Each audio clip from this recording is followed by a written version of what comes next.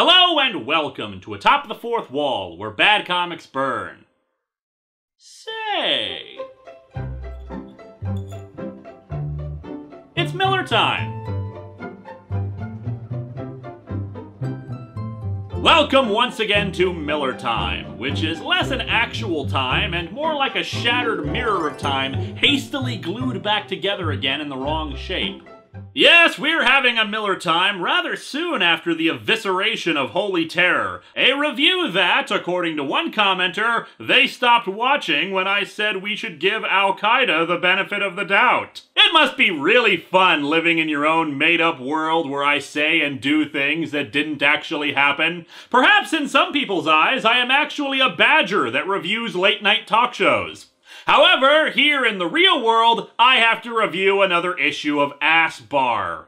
Previously on the All-Star Batman and Robin reviews. Insane, dangerously psychotic hobo Crazy Steve has broken into Bruce Wayne's mansion and now thinks he's Batman. He kidnaps a traumatized child named Dick Grayson, age 12, and proceeds to cripple and violently attack criminals. In addition, Black Canary is inspired by Batman to stop being a Hooters waitress, violently attack people herself, ride around on a motorcycle for 6 months, and then potentially have sex with Batman in the rain. Also, the Justice League is apparently around and meeting in dingy abandoned factories where Superman can be grumpy and Wonder Woman can be grumpy and Green Lantern can be ineffectual and Plastic Man can be a dick. Vicky Vale is also around, but she has no bearing on the plot. She is there for fan service. Because Frank Miller is a dirty old man. And that's pretty much all that's happened in 7 issues! Oh, and I guess the Joker was responsible for the murder of Dick Grayson's parents. Because that sure is a novel concept and not just really contrived and stupid. So let's dig into All-Star Batman and Robin number 8 and see how deep this rabbit hole goes.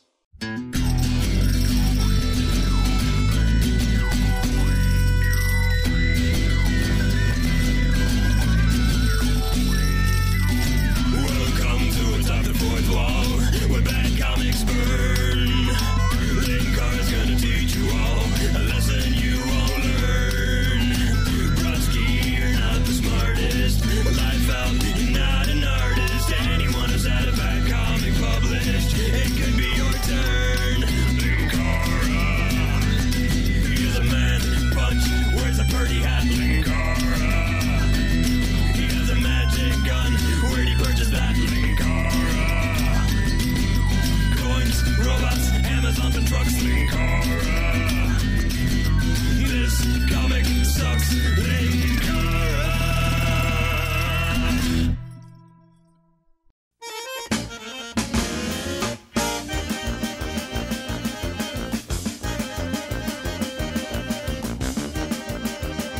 Our cover is blech and bland. It's the Joker, with a giant tattoo of a dragon for some reason, wiping off blood on his hands with the Batman cowl. Spoilers! Crazy Steve and the Joker do not encounter one another in this comic, and Steve never takes off his cowl. Someday I should write a book about this. Lies this cover told me. Oh, and a random blood splatter, I think, in the background. While this was drawn by Jim Lee and not Miller himself, the splatter thing is also kind of a trademark of Miller's art to a lesser degree. Maybe he's just trying to remind us that his art could be worse. It could just be him randomly throwing paint splotches everywhere. And yet I'm not convinced it wouldn't make for a better representation of the human body than his art. And you know, I'm usually on board with Jim Lee's art, but this rendering of the Joker is kind of awful. Unless the Joker is supposed to have a really tiny butt and legs not much thicker than his arms. We open with the Joker narrating to himself. Gotham City cries. Gotham is an ugly city, full of shame far beyond redemption. She's a sad old whore. Because with Frankie, it always invariably comes back to prostitution.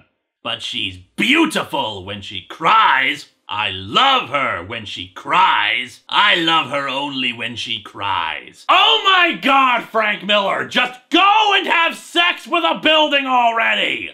Even the villains are gushing about how much they love their friggin' city! Hey, I know, let's play a game called Good Writer, Bad Writer. Good writer, Scott Snyder. In his Batman books, in particular Gates of Gotham and the Court of Owls storyline, he talks extensively about the architecture of Gotham, the symbolic meaning behind every brick and mortar, and then creating storylines where that architecture comes into play and asking the question of who really is the one in charge of said city. Bad writer, Frank Miller. I love this city because of vague poetic metaphor. Purple prose, purple prose, purple prose. Because I love it. I love it. The buildings are like my penis. Erect because I love it. Although from a narrative perspective, I do get why the Joker is suddenly talking like this, even though he has never talked about Gotham like this before. He's being set up as a dark reflection of Batman, who talks about Gotham as this beautiful, sad thing that he also wants to bang. I'll give credit for the attempt, but unfortunately, it really can't get around the fact that it's horrendous writing, continuing Frank's trend of writing everyone in this thing as if it was Sin City. So, what's the clown prince of crime been up to in this comic? Why, he just finished having sex with a lady.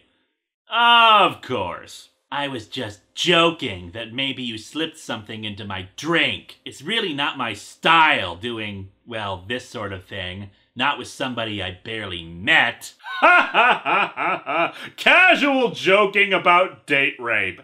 Frank, I hope you get punched in the crotch by an ornery child. I don't think I even got your name. They call me the Joker, but I'm not very funny.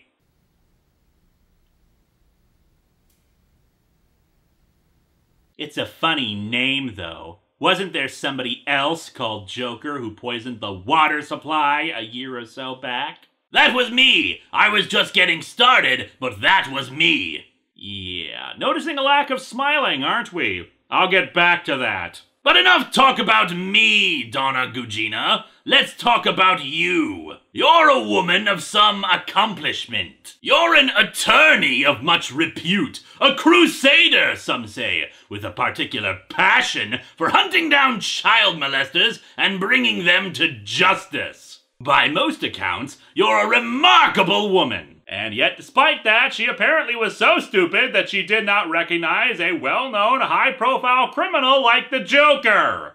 What's that you say? He's not as recognized because this is still the early days? Well, you're probably right. So, how does she react to learning that he was the one who poisoned the water supply? No wonder they call you Joker. The things you say. I mean it all, Donna Gugina. Every word. And not even running away at this or showing any concern. She then just wonders how he knows who she is and her whole resume. After he just confessed and said he wasn't joking about trying to murder people! Maybe her repute as a lawyer is more just how bad she is at it. And just to avoid some image triggers, I will not show the next part, which consists of the Joker punching her, then straddling her body and choking her to death for a whole page while he proclaims that he loves her in his own special way. Can I go back to talking about Jell-O Man?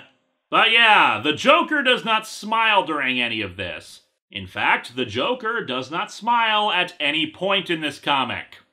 Let me repeat that. The Joker does not smile! Even the terrible Brian Azzarello Joker comic had him smiling, and he says he's not funny? The Joker is one of the most egotistical villains in Batman's Rogues Gallery. He would never, ever say that he wasn't funny, and he'd kill you straight away for implying he wasn't. Is this comic set in Bizarro World? Batman is a laughing lunatic who traumatizes children who lost their parents the same way he did. The Joker is unfunny, never smiles, and kills because of love? Why so serious? And then the Joker walks out, with the artwork showing Donna's dead body with her shirt open. Sexual violence! Thanks! And tells his henchwoman to get rid of it. And the henchwoman is a short-haired woman with swastika pasties covering her nipples. Most of you are probably confused right now about that, and depending on your point of view, either fortunately or unfortunately, I can explain this. See, Frank is still operating under the delusion that this comic takes place in the same universe as The Dark Knight Returns, despite the fact that none of these characters resemble the people in that work. This lady is Bruno, a minor character from part 2 of the story. She is a neo-Nazi who works for the Joker, and for absolutely no reason at all, walks around topless with swastika pasties on her boobs, and, although we can't see them in this panel, she apparently has them on her ass too. Why does she work for the Joker? Who the hell knows? Frank just probably wanted to draw TNA, and since his Robin in The Dark Knight Returns was a teenage girl, he couldn't do that with her. Not that that seems to stop any other comic artist these days. Frankly, I'm just reminded of a crossover comic between Batman and Captain America where the Joker works with the Red Skull until he realizes the Red Skull is an actual Nazi and decides to kick his ass, since he may be a violent sociopath, but he's an American violent sociopath. And now you know who Nazi Boob Lady is. And knowing makes it even more confusing. We cut back over to the Batcave, where it's right after the events of the last issue, where Dick Grayson, age 12, almost murdered his parents' killer without our hero even thinking about stopping him. I gave him a chance to murder the creep who shot his parents to death, and he didn't take it. He's a born detective. The facts to date would lead to the objective conclusion that he is not. Dick asks who the Joker is. He's a very bad man, a psychopath. Do you know what a psychopath is, Grayson? I do. I've been looking at one for 8 issues. I'm not sure you're up to polysyllables. You're one to talk about grammar and words, Frank, considering you repeat yourself more than Law and Order reruns. Be specific. Who is this Joker? I'm starting to like this little snot. I've always been the smartest kid in the class, but this Grayson, he's something. Smartest kid in the class? You really are mentally 10 years old yourself, aren't you, Steve? Crazy Steve explains that the Joker is a serial killer, but whatever he's up to is something new for him, and somehow the murder of Dick Grayson, age 12's parents, is involved. Grayson says he wants to get started, but Steve refuses. You're not ready, son. You're not trained. That spinning kick of yours is from hunger! Oh yeah, I know that when I get hungry, I perform complex martial arts moves. You don't even have a mask! Christ, look at you! You could pass for Little Nemo! And now I just imagine Bruce Wayne, during his Batman training, sitting down to watch a whole bunch of animated films. Think he liked the Iron Giant? And yes, I know he could be referencing the original comic strip. Either way is hilarious to me. He tells the kid to make himself a costume and a mask. Out of what? Axes and batarangs? And then he'll consider it. Why in hell do I... Ugh, that phrasing. Who the hell says, why in hell? Why in hell do I need to wear a mask? I mean, a costume is queer enough. Just keep piling on the casual homophobia, Frank. You sure know how the kids these days talk. So you'll have a secret identity, stupid! Crazy Steve's Guide to Talking to Children. Chapter 1. Insulting and belittling them only results in good. Dick Grayson, age 12, points out how idiotic a secret identity is when everyone on Earth saw Steve kidnap him. Steve says he'll figure something out. Batman, the world's greatest public relations spin artist. I know what I'm doing, Boy Wonder! Isn't this a strange conversation for men who aren't crazy? Dick objects to the Boy Wonder name. So come up with something better, kid. I'm not made out of time. But apparently you think the readers are, since it took you 3 years to get to the point where Dick started putting together the Robin persona. And it's time you did something around here. Whoa now, let's not get into the insanity of us trying to figure out how long he's actually been down in this cave. As far as I can tell, it's been a day tops. Oh, and then Dick Grayson, age 12, asks about the robot T-Rex that's in the cave. Shut up and get to work on your costume! I was in a costume too. I went as someone who doesn't make a fool out of himself. How'd you not get that? And of course, once he's in the car, the only thing Steve can do is whine about how much he hates the kid. He's driving me nuts with all his questions, and I'm plenty crazy enough as it is. No argument here, considering you earlier said you were starting to like him. However, his attention is shifted when he notices a great big Green Lantern symbol in the sky. Not that moron! I can't really disagree. Hal Jordan is kind of a moron. But first things first, he has to get rid of Jocko Boy. Worms! Why are there worms coming out of my ears? How come my throat is full of maggots? The terrifying after effects of the McRib. Because you're stoned out of your mind, you tub of lard! Maybe this'll wake you up! And he throws him into a lake or river. Well, he's handcuffed, stoned off his ass, and went face first into water. Yeah, he's dead. Oh wait, somehow he manages to come back up out of the water and scream that the Joker is going to rip him a new one. Also, he can still feel maggots in his throat. Your condition is permanent! You're never gonna get any better! Welcome to hell, Jocko Boy! Forever! However, he's quick to narrate that he's lying. Editor's note, we can't print Jocko Boy's response due to standards of decency. That didn't seem to stop you after what happened with issue 10, but I'll get to that in a later episode. Also, for some reason, Steve is bathed in green light in these panels, despite being nowhere near the Green Lantern light right now.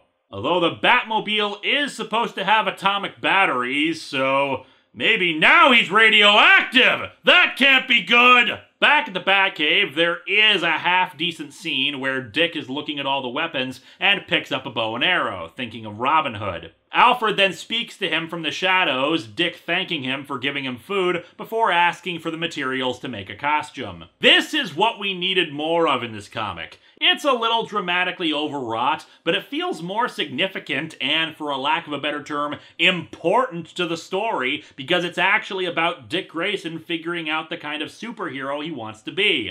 But enough of that nonsense, let's check back in with Crazy Steve as he narrates about how he's probably screwed over Dick's life. But I can't think about that right now. I've got a retarded demigod to take care of. If you keep speaking like an immature grade schooler, of course we'll like you eventually. You know, if space is curved and everything circles back around from hatred to likability.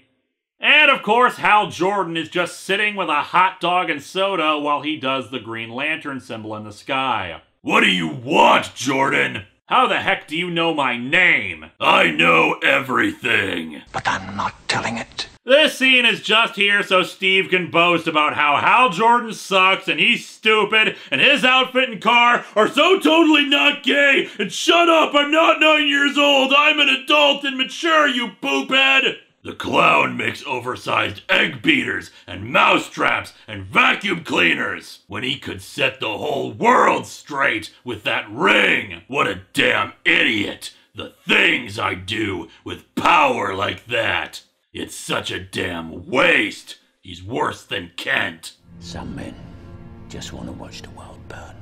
In a lot of papers analyzing Frank Miller's work, there's this continuing trend of interpretation that Frank Miller is a fascist, mostly because his heroes, the ones he writes about and continually claims are the good guys, have this authoritarian trend to them, demanding everyone around them obey them and that they know best. The rest of the world is stupid or naive or corrupt, and he's the only smart person in the room. All-Star Batman and Robin is no different in that regard. But the thing is that Frank Miller's fascism is a weird kind of fascism. Instead of believing in a central government authority is what should be in charge, it's this bizarre non-establishment moral hero like Crazy Steve or the Fixer or the Sin City main heroic quote-unquote characters. Hell, you can even see that to a degree with the woman from the RoboCop vs. Terminator comic, a resistance fighter who knows better than everybody else. His form of fascism is not to a dictator or an elected official, it's to someone who's just better and smarter and more skilled than everybody else,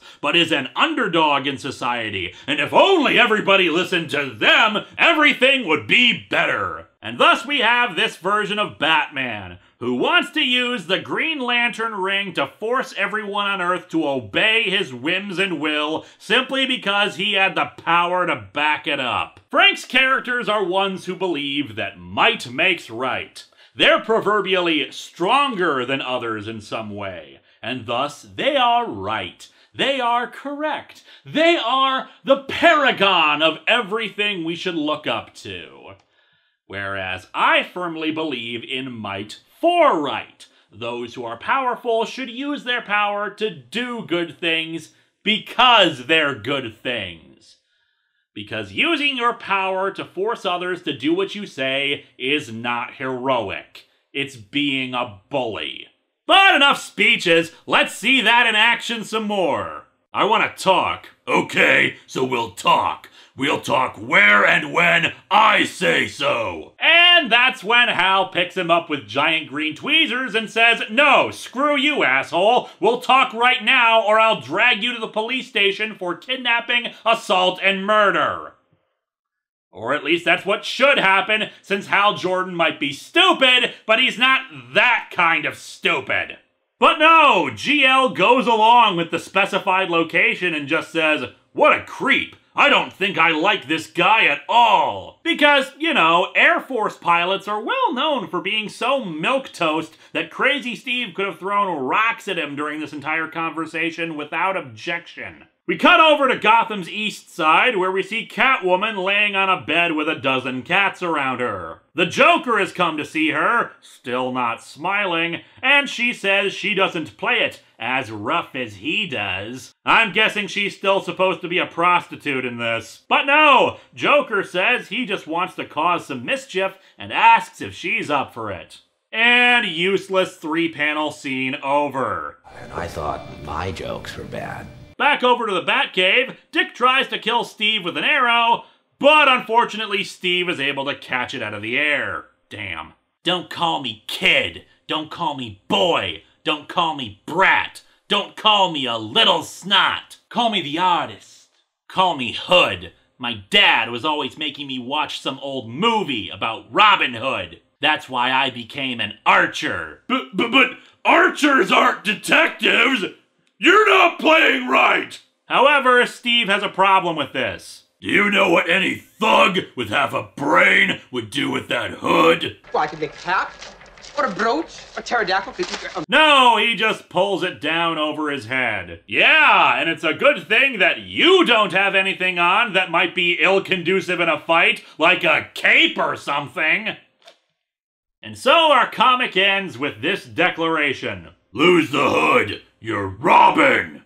You know what I find so damn funny about this? When Damian Wayne, Bruce's son, long story, became Robin, his costume was notable for having a hood on it. I wonder if Grant Morrison deliberately did that just as a middle finger to this story. I have no proof of that, obviously, but that's gonna be my headcanon. This comic sucks! Aside from the standard Miller crap on display, the characters are completely reversed from how any of them should act. Most of it is annoying bickering, unnecessary violence, or Crazy Steve complaining. You know, I wouldn't even be against the whole Robin chooses not to wear the hood because of criminals pulling it over his head thing, but why not actually have that happen during a fight with criminals, and then they decide the hood isn't a great idea for him? And why does he drop the archery thing just because he's Robin now and not the hood? Only 2 more issues of Ass Bar remain, folks. Most of this story will be left incomplete, but it's not like the ending would have been that satisfying anyway.